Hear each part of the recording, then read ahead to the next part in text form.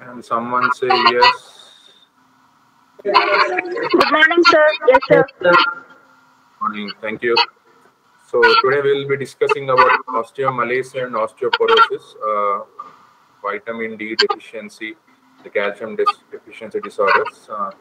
Though it's more of an orthopedic topic and the treatment goes, it is equally important for the medicine people also, and treat it in that from our side with drugs and all.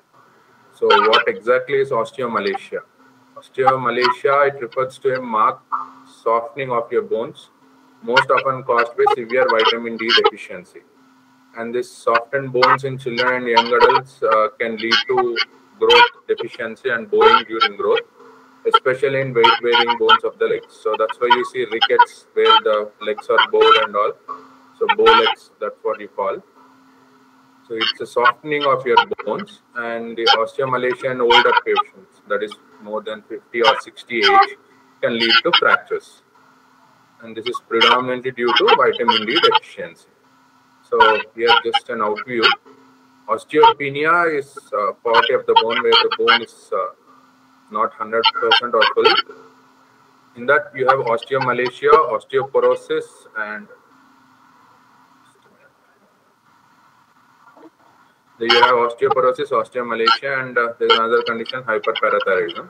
So what exactly happens to the bone matrix is, in osteomalacia there will be normal matrix, but the mineralization will be decreased, so deficient mineralization. Whereas in the osteoporosis, there will be normal mineralization but deficient matrix.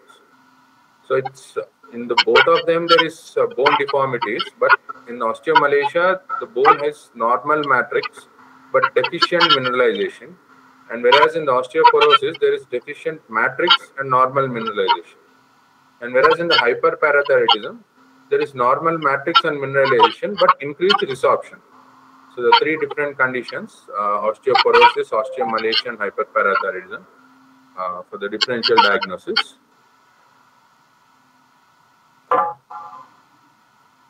So the rickets and osteomalacia. Rickets and osteomalacia are conditions which are characterized by pathological defects in bone matrix mineralization. That is, they are similar when in the childhood the rickets refers to specifically to osteomalacia when the defect occurs in growing bone. That is in the childhood or when the child is growing up before the adolescence, when there is decreased vitamin D and decreased bone matrix.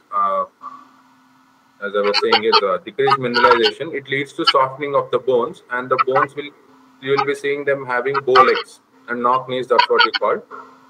That's how they'll be present in the children. And the etiological factors are diverse. So the reasons for rickets in the children and osteomalacia in the old age are different, but the end result is the same. That is decreased mineralization. So the etiology. The conditions may arise due to three distinct situations, that is deficiency or abnormal metabolism of vitamin D, or the phosphate depletion, or chronic metabolic acidosis. So you will be seeing the chronic metabolic acidosis in renal tubular acidosis. When there is a renal defect, the tubular defects in the kidneys, it leads to chronic metabolic acidosis, and which is for longer periods will lead to decreased mineralization, decreased production of the vitamin D, and ultimately osteomalacia. So what could be the cause of osteomalacia? So there are lots of causes, many causes, but few important are the deficient intake or absorption of vitamin D. So inadequate synthesis in skin or low dietary intake or malabsorption like in celiac disease or intestinal resection, or there is a defective 25 hydroxylation. So normally the vitamin D, when it is absorbed through the skin, it undergoes hydroxylation twice. So after that it is used for the production of the calcium and used in the body.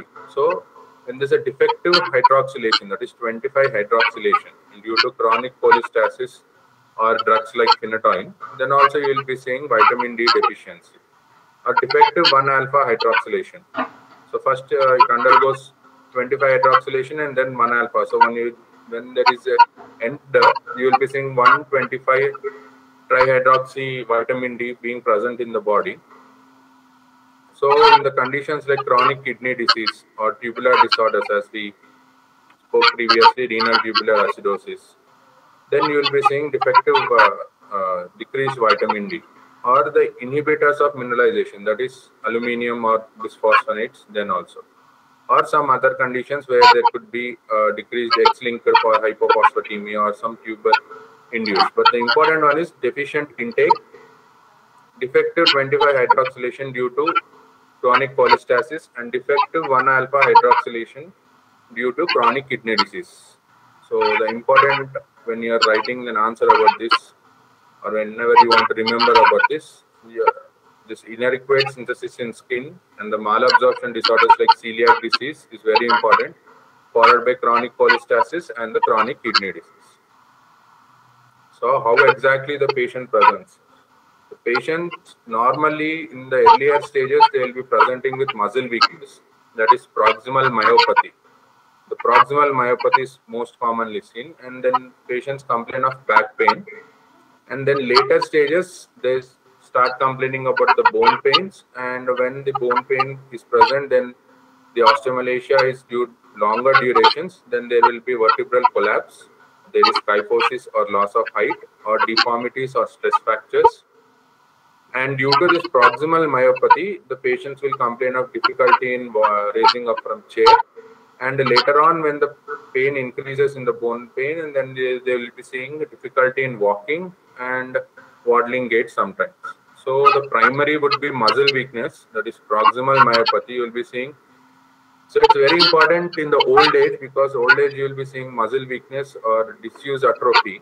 When old age, the old age people, they don't do much of an exercise, or they don't do the daily household work. So there will be disuse atrophy also. So you should be able to differentiate the differential diagnosis between the deficiency or some or neurological disorders or this thing, osteomalacia and all.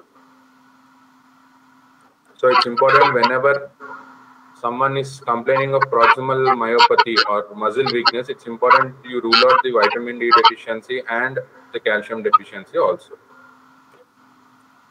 So as we were discussing the rickets and osteomalacia differences, I'll just give an overview. The rickets, there is more of a skeletal pain and deformities. That is, as I was saying, bowed legs. But in osteomalacia, you won't be seeing that as more, will be there, but not as dramatic as this thing. And the fracture susceptibility is more. And in osteomalacia, that is more diffuse skeletal pain. And the weakness and hypotonia is more in the rickets, but there is more bone tenderness. And there is very disturbed growth, because if you see in the children and in the growing ages, there will be disturbed growth. But here the completely formed and the bone age is complete, so you will be seeing the fractures here.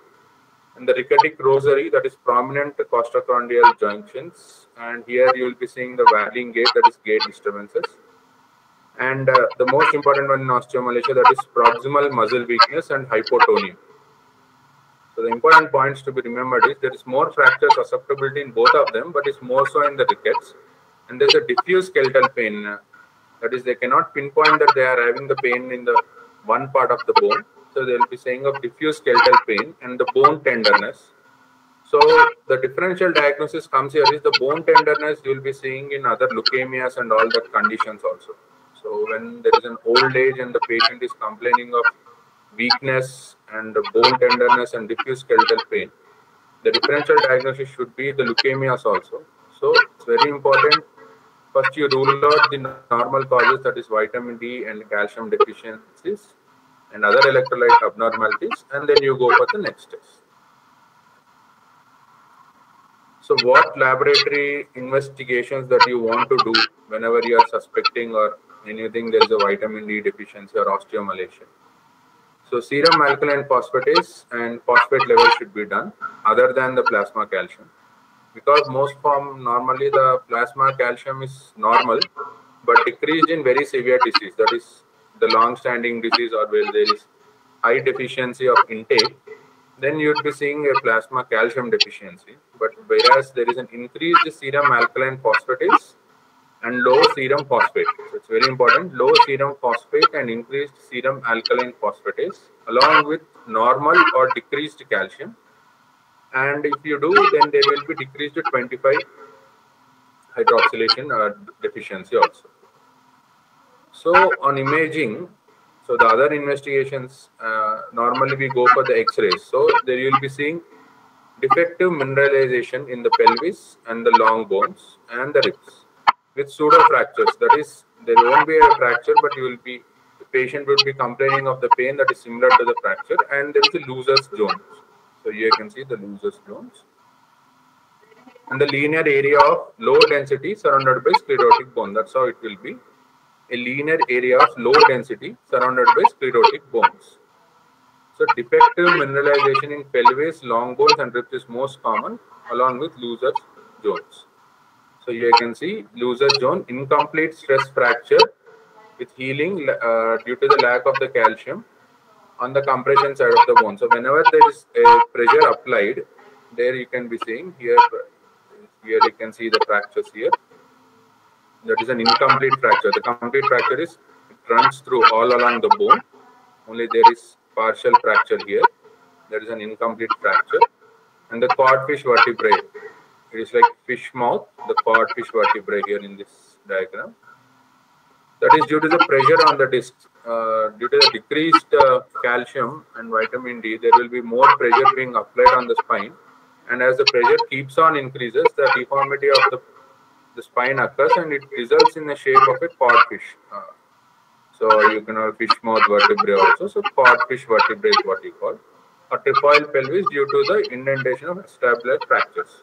So the important is mostly the codfish vertebrae and the Looser's zone with incomplete fractures. So this is what they'll be expecting, along with the increased serum alkaline phosphatase and decreased phosphate, with calcium being normal or decreased, and patients having X-ray findings of these, then you can diagnose it as osteomalacia, along with the history of they being giving the myopathies and bone pain and difficulty in walking. So few other X-rays to show you the Looser's zones. You can see the difference here and here. That is how, this is due to defective mineralization. That is how you will be seeing this. So further, other than this, what do you want to do as the investigations? So iliac cleft biopsy. If the biochemical tests are equivocal, so the patient has complaints where he is complaining of the bone tenderness, the weakness, and the alkaline phosphatase is increased but the phosphate levels are normal, then you can go for when there is inconclusive evidence, though you have gone for the X-rays and they're not conclusive, then you can go for the iliac crest biopsy or serum fibroblast 23, FGF23, and it is elevated in tumor-associated malacia also. Normally, you will be seeing the serum fibroblast growth factor 23 in tumors, so you should be able to do the differential diagnosis then. But the iliac cleft biopsy is much more helpful than this thing. So the treatment. So the treatment depends upon the underlying cause. So if there's a decreased intake, then vitamin D supplementation is the foremost. And the phosphate, if it is decreased, then it's a phosphate supplements are required. And calcium supplements for isolated calcium deficiency. And the bicarbonates, if required, it's chronic acidosis. As we were speaking, the renal tubular acidosis will lead to this osteomalacia, one of the etiological factors. So bicarbonate will decrease the acidosis and ultimately it will resurrect the calcium levels and the vitamin D levels. So how much do you want to give the vitamin D? So the vitamin D should be given at 400 to 800 international units per day for nutritional deficiency. That is when the intake is not enough from the food what you are taking or the patients what they are taking. Then they should be given around 400 to 800 international units per day depending upon the amount of food they are taking and the body weight. And the higher doses are parenteral admissions in patients with gastrectomy, liver disease and other epileptic medications. So why it's important to give parenteral administration is there will be decreased absorption in these conditions. Are there higher doses in patients with very high vitamin D deficiency, so who are having less than 10, normally 20 is what we take as normal, 40 is the normal, deficiency is less than 40 or less than 20 is moderate, and less than 10 is severe deficiency. So whenever there is less than 10 or less than 20 with very high symptoms, then you will be giving higher doses. That is 60,000 international units or 6 lakh units per week, followed by the daily dose they will be given. So 60,000 international units is being given once weekly, and then followed by the daily dose of 400 to 800 or 1000 depending upon the deficiency they are having. And whenever they are having gastrectomy or some liver disease or another epileptic medications where you think the absorption defects will be seen, then you will be giving the parenteral admission. The calcitriol or alpha calcidol is what you give. That is for defective 1-alpha hydroxylation in CKD or vitamin D dependency, where vitamin D should be given because the absorption will not be there. Then you will be giving the calcitriol and the hypophosphatemic rickets with osteomalacia. So the next what you will be doing, other than the diet therapy, that is milk, yogurt and cheese, or dark greeny leafy vegetables, and the fish and the seafood and almonds, you should be correcting the fractures, and the deformity stabilization should be done, because if this is not done, then there will be increased susceptibility for the fractures, and the correction of the fractures is the next. So how do you monitor? So monitoring of serum calcium, alkaline phosphatase to screen for hypercalcemia, because you keep on giving the calcium supplements and the vitamin D supplements, there could be an end effect of hypercalcemia also. And the normalization of alkaline phosphatase is a good measure of healing. So whenever the patient is being followed up for osteomalacia, the levels increase, the normalization of the alkaline phosphatase levels is a good measure of healing. So now we'll speak about osteoporosis. So it's one of the most underdiagnosed, underreported and inadequately researched topics. So what exactly is osteoporosis? So there are two definitions. The National Osteoporosis Foundation says that it's a disease characterized by low bone mass and microarchitectural deterioration of bone tissue, leading to bone fragility and an increased susceptibility to fractures.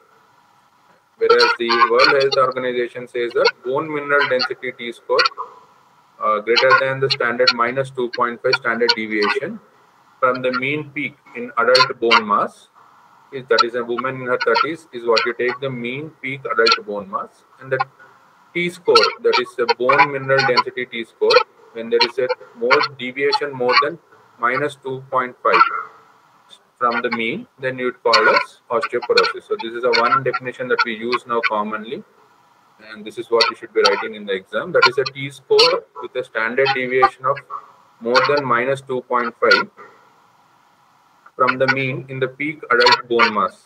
The peak adult bone mass is a woman in her 30s. So that is how you will be taking. And the other one is a disease characterized by low bone mass and microarchitectural deterioration of bone tissue, leading to bone fragility and increased susceptibility to bone. So this is how exactly the bone will be, the holes as you are seeing. So this is how it will be in osteoporosis. So what could be the risk factors? The females. So the female gender is more susceptible, and more preponderance is for the females. In the older age, as the age increases, there is more chance of osteoporosis.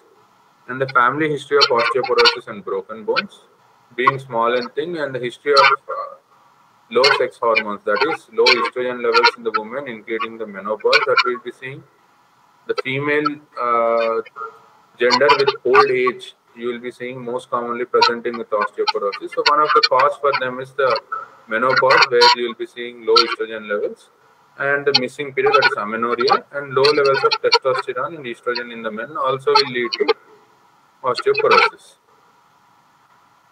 So the diet, low calcium intake or low vitamin D intake, as similar to osteomalacia, and excessive intake of protein, sodium and caffeine will also lead to osteoporosis. So, and the other one is smoking, alcohol abuse, and medications like steroids and anticonvulsants. In osteomalacia, we are seeing that anti-epileptics, phenytoin is one of the cause also. And the other certain diseases like anorexia nervosa or gastrointestinal diseases, where there is decreased absorption. And the classification, you would be classifying it as primary and secondary osteoporosis. The primary osteoporosis is you will be seeing in juvenile osteoporosis, idiopathic osteoporosis, or postmenopausal osteoporosis, or age-related. Whereas the secondary osteoporosis is due to the congenital or diet, drugs, endocrine disorders, or other systemic disorders. So the primary osteoporosis and secondary osteoporosis, these are the classified as juvenile osteoporosis or idiopathic or postmenopausal or age-related is primary, whereas secondary, that is due to secondary to some other cause, that is congenital, diet, drugs, or endocrine disorders or other systemic disorders. So this is how you will be seeing. There will be losing of bone with the years. The bone growth will be good in the active growth. Is the active growth normally in the years between 10 to 20 and 20 to 30. There will be slow loss, and the rapid loss you will be seeing between 50 to 60, and the loss will be decreased when it reaches somewhere around 70, 80. So the more bone loss is seen between the 50 to 60 years. Sorry. Normally the bone growth is seen between 10 to 20 or 20 to 30 years. So that will also be decreased, but the loss slowly starts at 30 years and it increases between 40 to 50, and it decreases a bit after you reaching 60 and 70.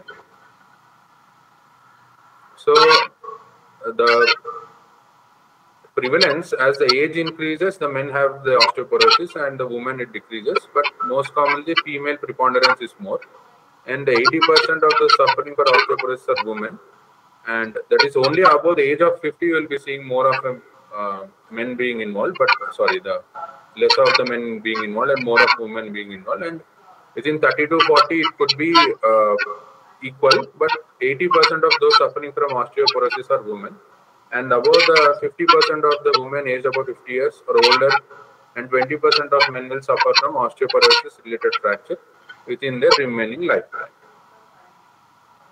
So these are other causes, few other causes like endocrine disorders like hyperparathyroidism or hypogonadism, or inflammatory bowel disease, or malabsorption.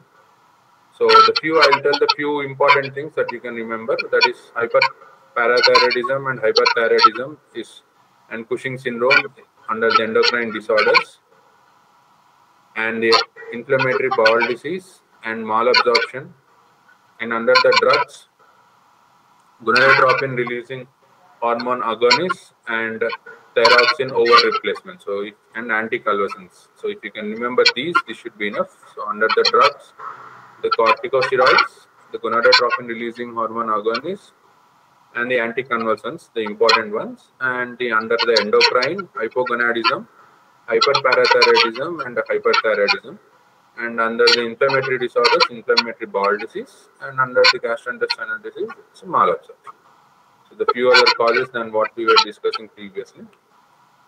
So it's called a silent disease because the bone loss occurs without any symptoms. The first sign may be a fracture due to weakened bone. So as we were discussing in the osteomalacia, the patients will be having first the proximal myopathy, the weakness, then the bone pain, the tenderness, and then you will be seeing the fractures. But here, the bone loss occurs without any symptoms. The fracture could be the first sign you will be seeing, or a sudden strain or a bump can break the bone. So patient having sudden fall or sudden strain, lifting sudden weights and all also can lead to the fractures. So the presentation, people may not know that they have osteoporosis until they break a bone, and the vertebral fractures may initially be felt or seen in the form of persistent unexplained back pain. So they think the back pain could be due to some other causes, but it is more commonly due to a spinal fracture and the loss of height because the spine length decreases due to the fractures and the spinal deformities. And the spinal deformities such as kyphosis or stooped posture, as you can see here in this picture. So presentation most commonly is due to the fracture. The patients won't have any signs and symptoms, and suddenly they have a fractured bone, or they'll be complaining of severe back pain without any history of injury or any other thing. Then on the X-ray, you will be seeing the fractures being seen.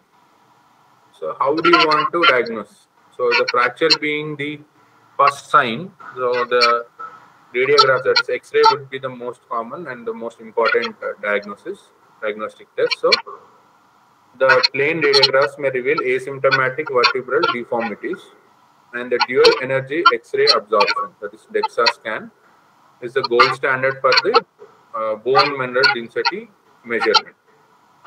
So whenever you are asked which is the gold standard test for the osteoporosis, then it comes DEXA, that is dual energy X-ray absorptiometry. But whereas the primary mode of investigation, that is first investigation to be done in osteoporosis, then it comes under as X-ray.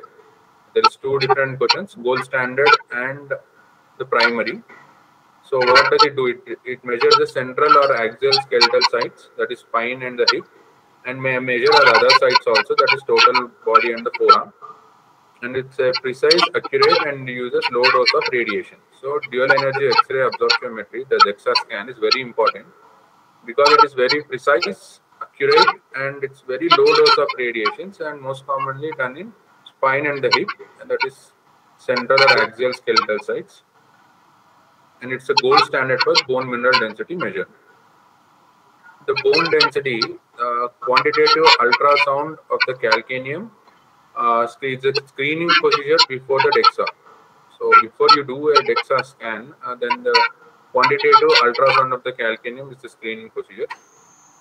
And the quantitative CT scanning allows a true volumetric assessment and distinction between trabecular and cortical bone. You can hear me, right? Is anyone there? Yes, sir. Sure. Loss of power. So, okay, fine. Quantitative CT scanning that allows true volumetric assessment and distinction between trabecular and cortical bones. So, as we were discussing about the T-score previously, so here you can see a T-score deviation of greater than minus 2.5 from the mean. So, the normal is -1 or greater. In the osteopenia, as we discussed previously, it's between -1 and -2.5. Whereas in osteoporosis, it's more than -2.5 or less. Whereas in the severe osteoporosis, it's -2.5 or less with and increased fragility for fractures. So the most important you should remember is -2.5 is the number that you should be remembering for the T-score, that you will get it by DEXA scan.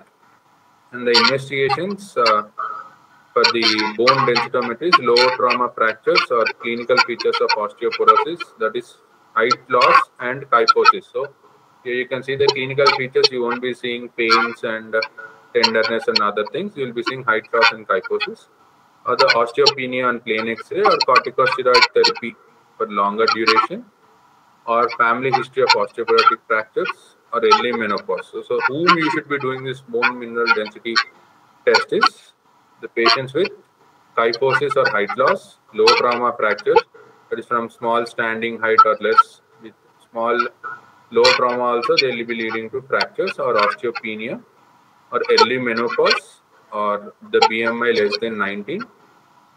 In those patients or in those conditions, you could be doing the bone densitometry. So the complications what you will be seeing, the most serious complication of osteoporosis is increased morbidity, increased mortality, and decreased quality of life. So because of the frequent fractures and due to the low trauma also the fractures will be seen. So the susceptibility, as there's more fragility, there will be increased morbidity, and whenever there is an increased morbidity, usually leads to increased mortality and a decreased quality of life. So the increased morbidity is due to frequent fractures or fragility of the bones, and it usually leads to increased mortality also. So the wrist fractures, it's more common in women, that is 1 in 6, and whereas it's 1 in 40 in the men. And the spinal fractures and the hip fractures, everything is most common in women. So the most common fractures that we will be seeing is the wrist, spinal, and the hip fractures, and they are most common in the women.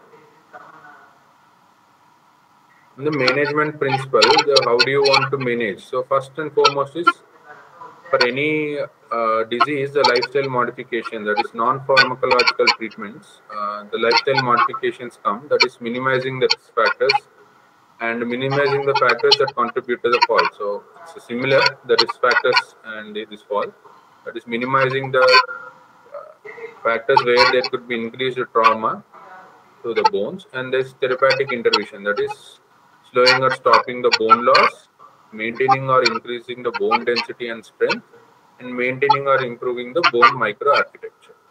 So how do you want to do that?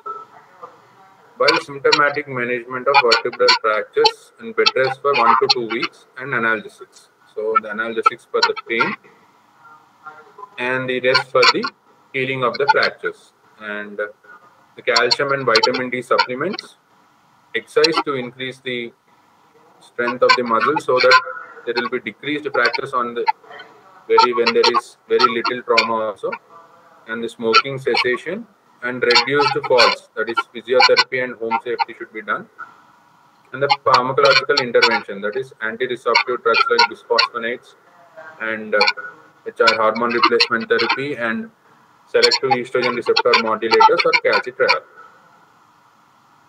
So what is the goal of the treatment? So what is your goal when you are treating? So prevent further bone loss, increase or at least stabilize the bone density, prevent further fractures, relieve deformity, relieve pain, or increase level of physical functioning and increase quality of life.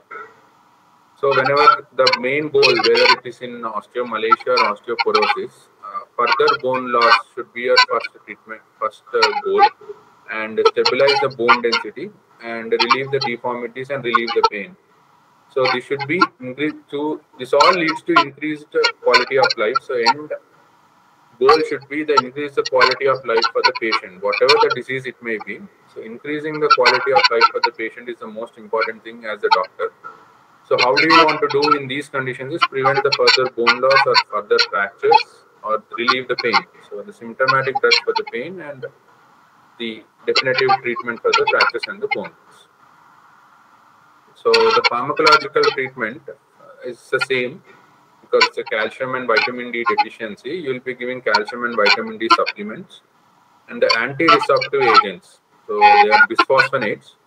So what they do, they inhibit the bone resorption. So because of the increased resorption, you will be seeing those defect in the bone where there will be the bone density will be decreased and increased fractures. So and the anabolic agents such as which stimulate the bone formation and in turn increase the bone mass should be given. So what are those bisphosphonates you want to give? So the bisphosphonates are alendronate, famindronate or risendronate. So alendronate one you can remember, that is given 70 milligram orally once weekly. It's a tablet. So this one drug you can remember. It's a synthetic analogs of bone pyrophosphate adhere to the hydroxyapatite and inhibit osteoclast. So this is important. How the function, how does the bisphosphonates work? They inhibit the osteoclast. Normally in the osteoporosis, there will be increased production of the osteoclast. So there will be more resorption of the bone than the bone formation. So that will lead to the holes and the defects in the bones leading to fractures ultimately. So what does these bisphosphonates do is they adhere to hydroxyapatite because they are synthetic analogs of the bone pyrophosphate and they inhibit the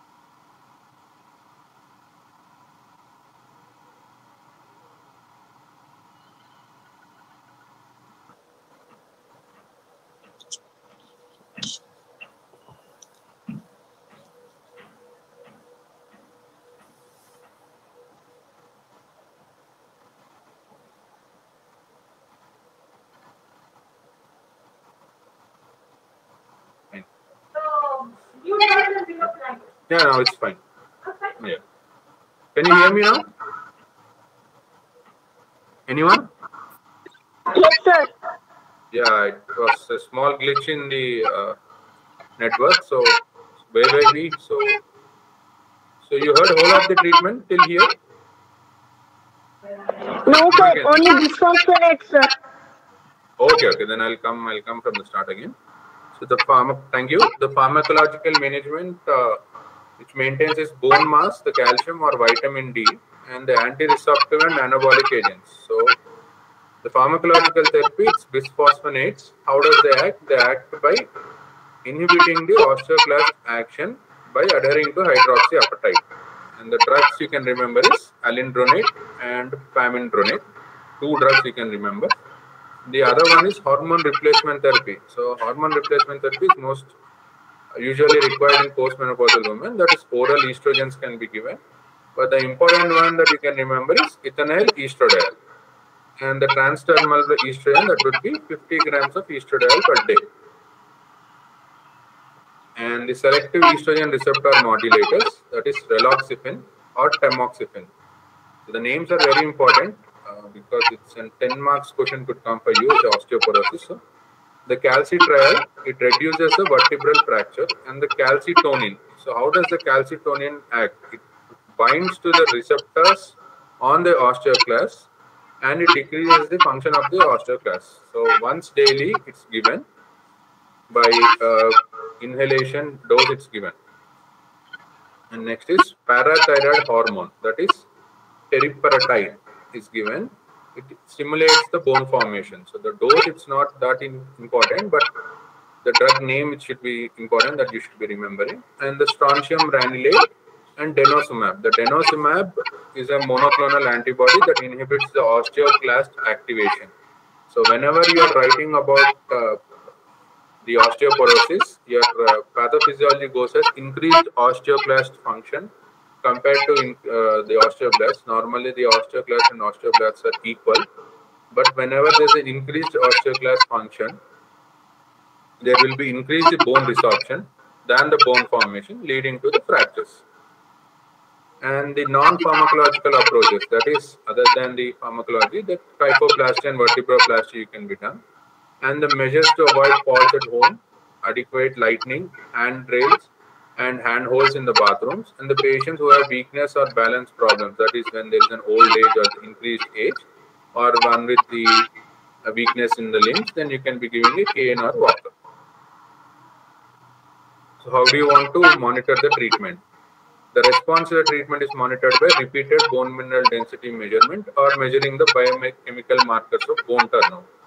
And the changes must exceed more than 4% in the spine and 6% in the hip to consider significant in any individual. And the bone mineral density should be repeated after 2 years. So the important monitoring you can remember is doing bone mineral density measurements follow-up, and it should be repeated at an interval of more than 2 years. This the percentage it's not important, but the bone mineral density being done for every 2-year interval to see the monitoring, how the patient is responding is important. And if the bone turnover markers are used, a change in the bone turnover marker more than 30-40% to the baseline is significant. And if neither the bone mineral density or the biochemical markers are available, treatment response can be assessed by monitoring changes in height and the occurrence of clinical fractures. So this is one important point.